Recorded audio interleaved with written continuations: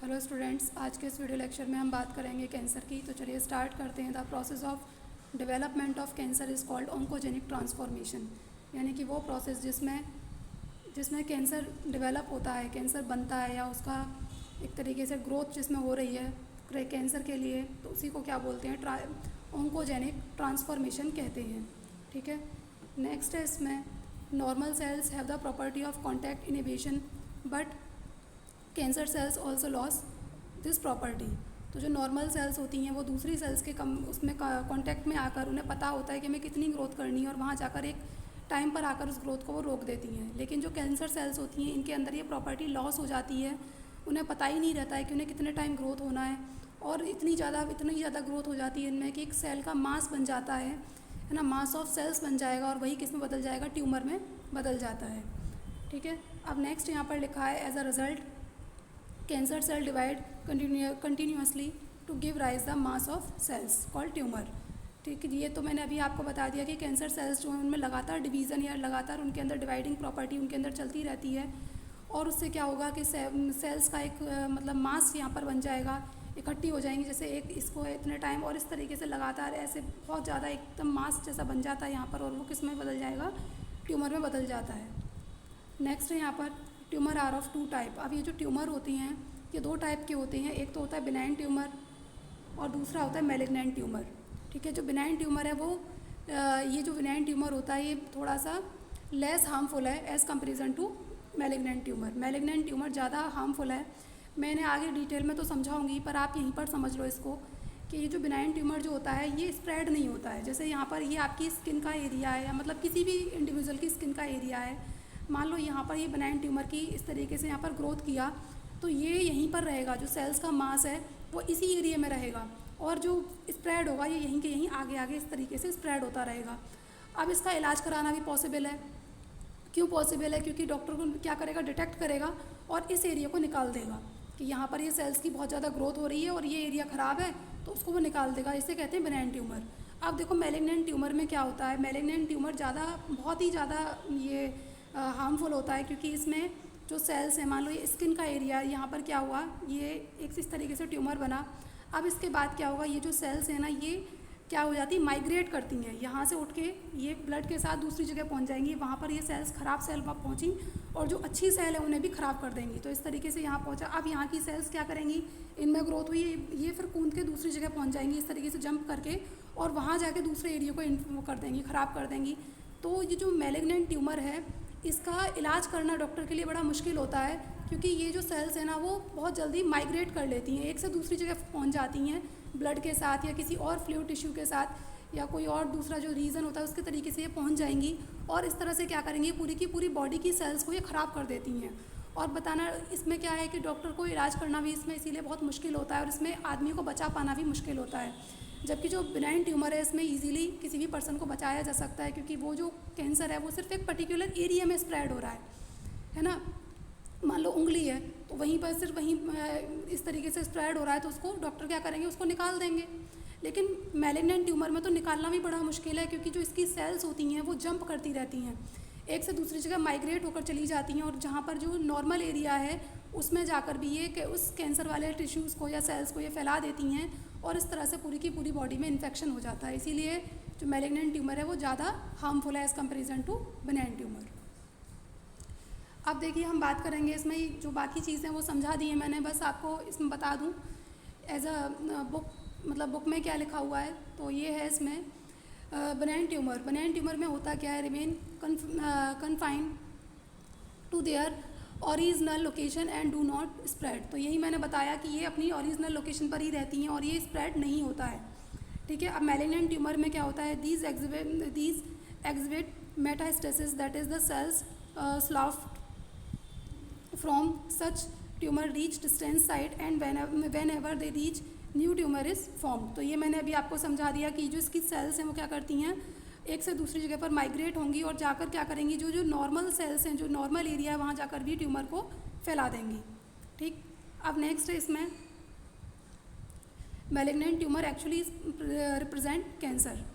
The cells actively divide, grow and starve the normal cells of vital nutrients. तो ये जो malignant tumour है ये जो मैलिग्नेंट ट्यूमर है इसी को क्या बोलते हैं, एक्चुअली यही एक टाइप का एक कैंसर है। मतलब हालांकि बनाइन ट्यूमर भी कैंसर है, बट वो इतना ज़्यादा हार्मफुल नहीं है जितना कि मैलिग्नेंट है। आप समझ ही रहे होंगे कि सेल्स क्या कर रही हैं, माइग्रेट कर रही हैं, एक से दूसरी जगह पर जा रही हैं, और जो साफ़ एरिया, जो ठीक एरिया है वहाँ पर भी जाके कैंसर को फैला रही हैं।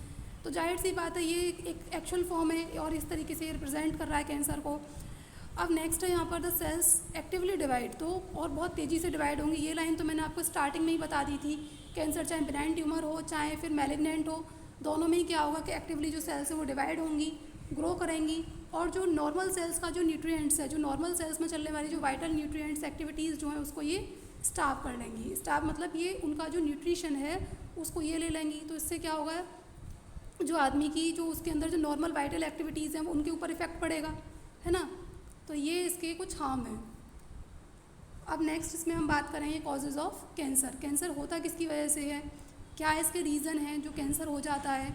तो पहला इसमें रीज़न लिखा हुआ है कार्सिनोजेंस। तो कार्सिनोजेंस में क्या होगा, जो फिज़िकल है, बायोलॉजिकल एजेंट्स हैं जिसकी वजह से कैंसर हो सकता है। जैसे कि आप आजकल का माहौल देख रहे हैं तो उस माहौल में फिज़िकल चेंजेस है, केमिकल चेंजेस हैं, या बायोलॉजिकल एजेंट्स भी हो सकते हैं जिसकी वजह से ये बीमारी होती हैं। जैसे अब अगर आपको और अच्छे से अगर मैं इसको समझाऊँ तो ब्लड कैंसर है। तो जो ब्लड कैंसर है ना, ये जो ब्लड कैंसर है ये 3 तरीके से होता है। पहला तो होता है ये अगर किसी को फैमिली में अगर किसी को ये प्रॉब्लम है तो हो सकता है। दूसरा इसका रीज़न है कि जो आजकल का जो मतलब प्रॉब्लम है, जो आजकल जैसे आप एनवायरनमेंट देखें तो एनवायरनमेंट के अकॉर्डिंग प्लास्टिक का यूज़ जो बहुत ज़्यादा करते हैं तो उससे भी ब्लड कैंसर होने के चांसेस बहुत ज़्यादा बढ़ जाते हैं। प्लास्टिक का यूज़ है, या फिर ये जो जंक फूड है, अगर आप इनको बहुत ज़्यादा डेली अगर आप इनको लेते हैं, कंज्यूम कर रहे हैं, तो ब्लड कैंसर के चांसेस हो सकते हैं। दूसरा एक और जो तीसरा रीज़न इसका क्या है कि अगर आपको कोई बोन डिजीज़ है ना, या आपकी बॉडी में कोई फ्लूइड डिजीज़ अगर आपको है तो उसमें भी हो सकता है जो ब्लड कैंसर है। ऐसे भी हो सकता है जैसे किसी को अर्थराइटिस होता है, जो बोन की डिजीज़ होती है, तो वहाँ पर भी चांसेस बढ़ जाते हैं ब्लड कैंसर होने के। ठीक है, तो ये यहाँ पर इन शॉर्ट आप ऐसे समझ लीजिए, कार्सिनोजेंस है तो ये फिजिकल इफेक्ट होंगे, केमिकल इफेक्ट होंगे, या बायोलॉजिकल एजेंट की वजह से ये कैंसर हो सकता है। नेक्स्ट है यहाँ पर ऑन्कोजेनिक कैंसर या ऑन्कोजेनिक कॉजिंग वायरसेस क्या होते हैं। They have viral oncogenes. तो यहाँ पर कुछ ऐसे क्या होते हैं, वायरल ऑन्कोजेंस होते हैं कैंसर कॉजिंग जीन्स। तो हमारी बॉडी के अंदर भी कुछ क्या होते हैं, कैंसर कॉजिंग जीन्स होते हैं, या इनमें क्या रह सकते हैं, इनमें हैव द वायरल ऑन्कोजेंस इन्हें बोलते हैं। अब देखो होगा क्या इनमें कि sometimes normal genes in our body called proto oncogenes get converted into cellular oncogenes these that cause cancer. अब जैसे हमारी बॉडी के अंदर कुछ नॉर्मल जीन्स होते हैं, आपको जीन्स बहुत अच्छे से आप पता है, समझते हैं ना आप लोग जीन्स। तो जीन्स जो होते हैं हमारी बॉडी में, जो नॉर्मल जीन्स होते हैं उन्हें क्या कहा जाता है, प्रोटो ऑन्कोजेंस कहा जाता है। क्या बोला जाता है, प्रोटो ऑन्कोजेंस क्या कहा जाता है।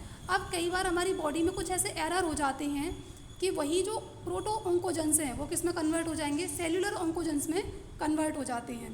प्रोटो ऑन्कोजेंस ही किस में कन्वर्ट हो जाएंगे, सेल्युलर ऑन्कोजेंस में कन्वर्ट हो जाते हैं, और वही ये वाला जो कैंसर है यानी कि ऑन्कोजेनिक वायरसेस इनको क्रिएट कर देंगे, और सेल्स क्या होंगी, डिस्टर्ब हो जाएंगी इसमें, और जो नॉर्मल उनको ग्रोथ करनी है वो ग्रोथ ना कर वो अनलिमिटेड ग्रोथ करेंगी, और इससे क्या हो जाएगा, मास ऑफ सेल बन जाएगा, और उसी को हम क्या कहेंगे, ट्यूमर कहेंगे, और वही किसका फॉर्म हो जाएगा, कैंसर का फॉर्म हो जाएगा। आई होप कि आप समझ रहे होंगे। अब देखो नेक्स्ट इसमें हम बात करेंगे डायग्नोजिंग कैंसर के किस तरीके से हम डायग्नोज कर सकते हैं। तो इसमें पहला जो प्रोसेस है वो लिखा है इसमें बायोप्सी, और नेक्स्ट इसमें लिखा हुआ है हिस्टोपैथोलॉजिकली या पैथोलॉजिकल स्टडी। देखो बायोप्सी क्या होता है, बायोप्सी में ये वाला पोर्शन हम आपको समझा रहे हैं कि इसमें क्या होगा कि जहाँ पर सस्पेक्टेड एरिया है, जो सस्पेक्टेड टिश्यूज़ हैं, जहाँ पर ऐसा किसी आदमी को ऐसा फील हो रहा है कि हमें यहाँ पर ये प्रॉब्लम हो सकती है, तो वो डॉक्टर के पास जाएगा।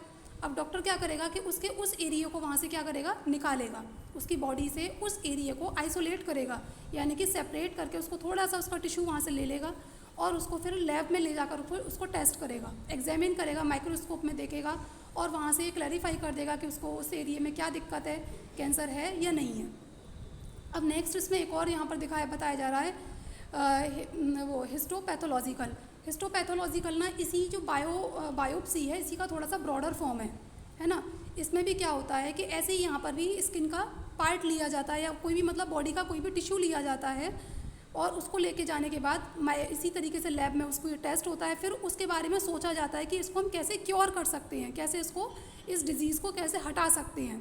ठीक है, तो मिलते जुलते प्रोसेस हैं दोनों ही, आप समझ ही गए होंगे कि वहाँ पर दोनों में क्या किया जा रहा है कि बॉडी से जहाँ पर सस्पेक्टेड एरिया जो है, सस्पेक्टेड टिश्यू जो हैं, जहाँ पर संदेह हो रहा है आदमी को कि यहाँ पर हमें ये प्रॉब्लम हो सकती है, तो वो डॉक्टर के पास जाएगा, डॉक्टर उस एरिया को निकालेगा, निकालने के बाद क्या करेगा, वहाँ पर उसका इलाज करेगा, मतलब उसको माइक्रोस्कोप में ले जाकर उसको टेस्ट करेगा, और टेस्ट करने के बाद जहाँ पर उसको डिटरमाइन हो जाएगा कि एक्चुअली ये प्रॉब्लम है या नहीं है। अगर प्रॉब्लम है तो वो उसको बता देगा और किस तरीके से उसका डायग्नोस करना है, ये इसमें होता है। ठीक है, अब नेक्स्ट हम इसमें बात करेंगे, ये तो हो गई बायोप्सी की बात। अब इसमें हम बात करेंगे रेडियोग्राफी की। रेडियोग्राफी क्या होता है? सिटी स्कैन यानी कि कंप्यूटेड टोमोग्राफी एंड MRI यानी कि magnetic resonance image are techniques of diagnosing cancer. तो ये कुछ इसकी चीज़ें हैं, जैसे कि सिटी स्कैन कराना भी इसमें सही होता है, MRI कराया जाता है कैंसर के लिए, और इस तरीके से हम क्या कर सकते हैं, किसी भी डिजीज़ का ये जो कैंसर है इसको क्योर कर सकते हैं, बचाव कर सकते हैं, इसमें ये टेक्निक्स हैं इसकी। और देखो सिटी स्कैन, अब सिटी स्कैन में होता क्या है, सिटी स्कैन में होगा 3D image of internal of an organ is generated by X-rays. तो इसमें एक्स-रेज का यूज़ किया जाता है, और जो भी इंटरनल ऑर्गन है उस इंटरनल ऑर्गन की क्या की जाएगी, 3D इमेजिंग वहाँ पर की जाती है, 3D इमेजिंग की जाती है, और इसके थ्रू हम ये सिटी स्कैन के थ्रू उसका पता लगा सकते हैं। नेक्स्ट इसमें MRI किया जाता है। MRI स्कैन में क्या होता है, MRI स्कैन में होता क्या है कि pathological and physiological changes in a living tissue are detected by using magnetic field and non ionising radiations. अब इसमें क्या किया जाएगा कि जो भी लिविंग टिश्यू है, जो भी सस्पेक्टेड एरिया है, जो भी लिविंग टिश्यू है, वहाँ पर क्या किया जाएगा, मैग्नेटिक फील्ड को या फिर नॉन आयोनाइजिंग रेडिएशन को वहाँ पर क्रिएट किया जाएगा, है ना। लिविंग टिश्यू जो है, जहाँ पर ऐसा फील हो रहा है कि यहाँ पर हमें ये दिक्कत हो सकती है, तो उस एरिया में क्या किया जाएगा, वहाँ पर मैग्नेटिक फील्ड को या फिर नॉन आयोनाइजिंग रेडिएशन को वहाँ पर किया जाएगा, और उससे क्या होगा कि उस एरिया में फिजियोलॉजिकल या फिर उसमें क्या होंगे, पैथोलॉजिकल या फिर फिजियोलॉजिकल चेंजेस वहाँ पर होंगे, और जिससे क्या कर लिया जाएगा, उस एरिया को डिटेक्ट कर लिया जाता है। समझ गए आप लोग कि लिविंग टिश्यूज़ हैं, उस लिविंग टिश्यूज़ में क्या किया जाएगा, वहाँ पर मैग्नेटिक फील्ड जनरेट किया जाएगा या फिर नॉन आयोनाइजिंग रेडिएशन वहाँ पर जनरेट किया जाएगा, जिससे कि उस पर्टिकुलर एरिया में, वो जो पर्टिकुलर एरिया है वहाँ पर क्या होगा, पैथोलॉजिकल या फिर फिजियोलॉजिकल वहाँ पर चेंजेस होंगे, जिससे कि उस एरिया को डिटेक्ट कर लिया जाएगा। ठीक है, अब देखो नेक्स्ट क्या है, immunological and molecular biological diagnostic techniques can all be use to detect the cancers. तो एक और इसमें होती हैं, इम्यूनोलॉजिकल हैं और मॉलिक्यूलर बायोलॉजिकल डायग्नोज होते हैं, इनके थ्रू भी हम किसी भी ये जो कैंसर की जो प्रॉब्लम है इसको हम एलिमिनेट कर सकते हैं, डिटेक्ट कर सकते हैं, कैंसर को डिटेक्ट कर सकते हैं, एलिमिनेट तो नहीं कर सकते, बट उसको हम क्या कर सकते हैं, डिटेक्ट कर सकते हैं। इम्यूनोलॉजिकल और मॉलिक्यूलर बायोलॉजिकल डायग्नोस इसमें ये टेक्निक होती हैं।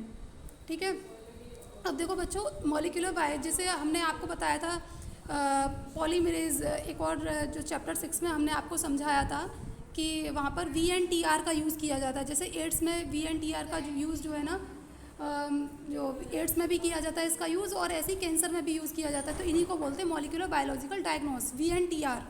ठीक है, तो इस तरीके से इनको यूज़ करके और हम कैंसर को डिटेक्ट कर सकते हैं। VNTR की फुल फॉर्म बताइएगा मुझे, क्या है VNTR की फुल फॉर्म, ये मैंने आपको समझा दिया है चैप्टर 6 में। अब देखो नेक्स्ट है यहाँ पर identifying certain genes which make an individual suspectable to cancers can help to prevent cancers. अब यहाँ पर क्या है कि वो जो जीन्स हैं, जो जिन्हें हम क्या बोल रहे थे, जो जीन्स है हमारी बॉडी के अंदर, जिनकी वजह से ये डिज़ीज़ हो रही थी, है ना, जिनकी वजह से ये डिज़ीज़ होती है, उन जीन्स को क्या किया जाएगा, आइडेंटिफाई किया जाएगा। जो भी कोई इंडिविजुअल है जिसको ऐसा लग रहा है सस्पेक्टेबल, जहाँ पर उसको ऐसा फील हो रहा है कि ये ऐसा यहाँ पर कैंसर हो सकता है, तो उनको उन जीन्स को वहाँ पर आइडेंटिफाई किया जाएगा, जिससे कि जो कैंसर है उसको प्रिवेंट किया जा सके। ठीक है, I hope you understand. Next है इसमें ट्रीटमेंट ऑफ कैंसर। तो कैंसर के ट्रीटमेंट में क्या क्या चीज़ें यूज़ की जाती हैं। पहला है इसमें रेडियोथेरेपी। रेडियोथेरेपी में क्या होता है, tumour cells are irradiated to death. तो इसमें ट्यूमर सेल्स को इरेडिएटेड कर दिया जाता है। और नेक्स्ट इसमें साथ ही साथ क्या किया जाएगा, proper care is taken for protecting surrounding normal tissues. और रेडियोथेरेपी जब की जाती है तो क्या किया जाता है, जो नॉर्मल सेल्स हैं, जो आसपास का एरिया जो है जहाँ पर ये कैंसर नहीं है, उस एरिया को भी क्या किया जाता है, प्रोटेक्ट किया जाता है, जिससे कि वहाँ पर ये जो कैंसर है वो वहाँ स्प्रेड ना हो। तो उस एरिया को भी ध्यान रखा जाता है और वहाँ के एरिया को भी प्रोटेक्ट किया जाता है। नेक्स्ट है यहाँ पर कीमोथेरेपी भी यूज़ की जाती है। कीमोथेरेपी क्या है, drugs specific for particular tumour are use to kill cancer cells. तो इसमें कुछ स्पेसिफिक ड्रग्स को यूज़ किया जाता है, कुछ ऐसे ड्रग्स होते हैं जिनको यहाँ पर यूज़ किया जाता है, और जो भी पर्टिकुलर एरिया है वहाँ पर, जिससे कि कैंसर की जो सेल्स हैं जो अनलिमिटेड ग्रोथ कर रही हैं उनको किल किया जा सके। They have side effect such as hair loss, anaemia etcetera. तो इनका कुछ साइड इफ़ेक्ट होता है। अब आपको तो पता है जो चीज़ हमारे लिए यूजेबल है वो हमारे लिए खराब बेकार भी हो सकती है अगर उसका बहुत ज़्यादा यूज़ किया जाएगा। अब यहाँ पर तो कैंसर के ट्रीटमेंट में यूज़ किया जा रहा है, तो क्या होता है यहाँ पर हेयर लॉस हो जाता है और एनीमिया की दिक्कत हो सकती है। एनीमिया आप समझते ही हैं कि बॉडी में ब्लड की कमी हो जाती है, उसी को हम क्या बोलते हैं, एनीमिया कहते हैं। नेक्स्ट है यहाँ पर ये इम्यूनोथेरेपी में क्या होता है, biological response modified such as a interferons are used, they activate the immune system of patient and help in destroying the tumour. जो ये जो इम्यूनोथेरेपी होती है, इम्यूनोथेरेपी में क्या किया जाता है कि इंटरफेरोन्स का यूज़ किया जाता है। बायोलॉजिकल रिस्पॉन्सेज होते हैं, ये मॉडिफाई करके इनको इंटरफेरोन्स में इनका यूज़। इंटरफेरोन्स क्या होते हैं, इंटरफेरोन्स जो है एक टाइप की प्रोटीन्स हैं, ठीक है। इंटरफेरोन्स क्या है, एक टाइप की प्रोटीन है। ये क्या करेंगी कि हमारे इम्यून सिस्टम को स्ट्रॉन्ग कर देती हैं, एक्टिव कर देती हैं। अब जिसको कैंसर है तो वो तो ऑलरेडी बहुत ज़्यादा वीक होता है, तो वहाँ पर क्या किया जाएगा, ऐसे ही इंटरफेरोन्स को यूज़ किया जाता है, उसकी बॉडी के अंदर ये इंजेक्ट किए जाते हैं, जिससे क्या होगा कि उसका जो इम्यून सिस्टम है पेशेंट का, जिसको ये प्रॉब्लम है, उसका इम्यून सिस्टम स्ट्रॉन्ग हो जाएगा या एक्टिव हो जाएगा, मतलब एक्टिव हो जाएगा।